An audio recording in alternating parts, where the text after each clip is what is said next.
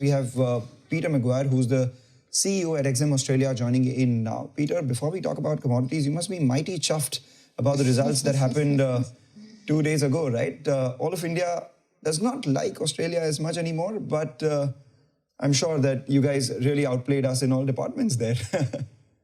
Well, thank you very much, and they're very kind words. And I tell you what, I think it hit everyone by surprise how well we did play. There was no doubting that. They were nearly unbeatable on the night. But commiserations to a wonderful team, India, and I'm sure that you'll get your own revenge to the Aussies very, very soon. I think you guys got the revenge to the Aussies, to the Indians when we beat you at the Gabba, right? I guess this was your way of getting back. All right, let's talk about oil now. Crude prices. I remember, last week we're hovering around that $77, $78 per barrel mark.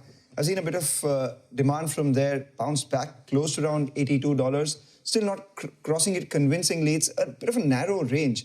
What are your thoughts on the near-term outlook for crude?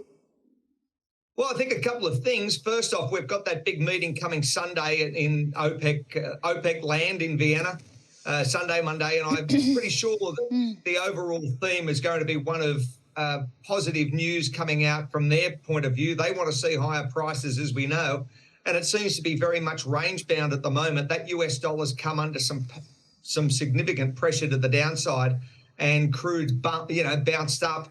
And it's bounced up fairly strongly, so I wouldn't be surprised to see it gain a couple more percent over for the rest of the week and leading into Sunday. Okay. Peter, this OPEC Plus meet, which takes place next week, what do you think would be an additional supply cut that they might consider? What would the quantum be? Gee, that's a big question, because I sit here and I look at so many different components to the whole equation, and everyone seems to have an opinion, all the analysts. I've got to see, they're conscious as far as export numbers. They look as, PMIs, they look at industrial demand, they look at Germany, they look at Eurozone, China. So I don't necessarily think you're going to see too much of a additional supply cut. I just want to see where their theme is and what they more or less where their line in the sand is, because they're conscious as far as global demand is weak across most sectors, and they really appreciate that. But still, they want to see higher prices. So I think they're caught between a rock and a hard place at the moment, and I'm not necessarily think that we're going to see additional cuts. Okay. So in the near term, at least, Peter, what would the range be, say, in the run-up to November 26th, as well as maybe up till the end of the year? Well, we're nearly at 82 now, and I wouldn't be surprised to see a mid-83, maybe even touch 84 by the end of the week. There's 3 good days of trade in that period of time, so that momentum to take oil prices a bit higher. And as far as being end of year, well, we're only 1 month out till, Christmas and New Year's Eve. So possibly a little bit higher. I won't be surprised to, mid-80s, unless you see something dramatic happen from a geopolitical front or supply crunches or, something that's unusual that really impacts the market.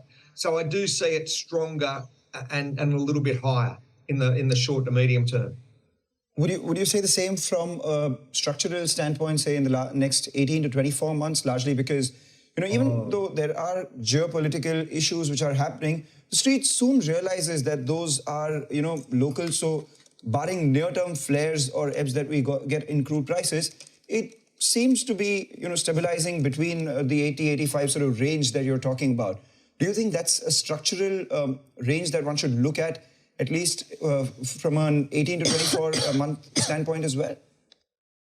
Well, I mean, that's a long that's a long window. We've got an election this time next year in US. We've got a lot of uncertainty as far as Fed and the policies of central banks and inflation. So you wouldn't want it any higher, considering the impact that high energy prices are having to consumers globally with inflation and all the other associated costs.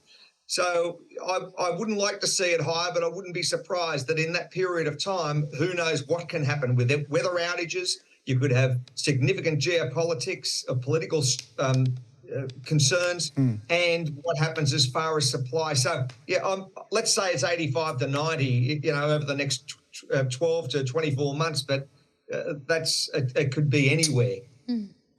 Okay, just a quick last question then, Peter. The FOMC minutes are today. Any impact on crude prices? I don't think so. I think they'll look at those numbers and they'll look at those comments very, very closely from an OPEC position. But no, I don't necessarily think there's anything in there. Pardon me. I don't think there's anything in there to really draw too much attention. The OPEC are conscious as far as the global economy, and certainly the Fed are as well, as far as the situation. I want to see how retail sales are this Friday with Black Friday and the impact that's going to be to markets.